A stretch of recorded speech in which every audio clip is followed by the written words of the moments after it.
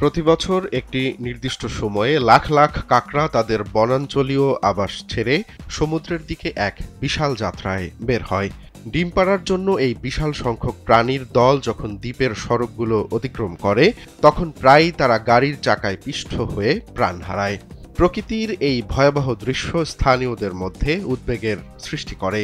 এই পরিবেশগত সংকট মোকাবেলার জন্য স্থানীয় কর্তৃপক্ষ সাময়িকভাবে রাস্তা বন্ধ করে দিলেও বিকল্প হিসেবে একটি অভিনব কৌশল উদ্ভাবিত হয়েছে। একজন স্থানীয় বাস্তু পর্যটন কেন্দ্রের মালিক তার 4 চাকার গাড়িটিকে এই কাঁকড়াদের জন্য নিরাপদ করে তুলেছেন।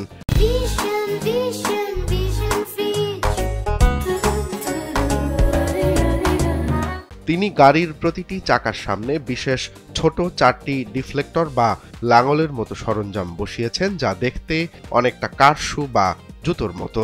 এই বিশেষ কাঁকড়া নিরাপদ যানটি যখন কাঁকড়াদের ভিড়ের মধ্য দিয়ে ধীরে ধীরে চলে, তখন সরঞ্জামগুলো প্রাণীগুলোকে কোনো আঘাত না করে আলতো করে রাস্তার পাশে সরিয়ে দেয়। ফলস্বরূপ পর্যটকরা নিরাপদে যাতায়াত করতে পারে এবং একই সাথে প্রায় 5 কোটি কাঁকড়ার জীবন রক্ষা পায়। প্রকৃতির প্রতি মানুষের এমন সংবেদনশীল উদ্যোগ দেখা যায় ভারত মহাসাগরের বুকে অবস্থিত ক্রিসমাস দ্বীপে, যা অস্ট্রেলিয়ার একটি জনপ্রিয় পর্যটন অঞ্চল।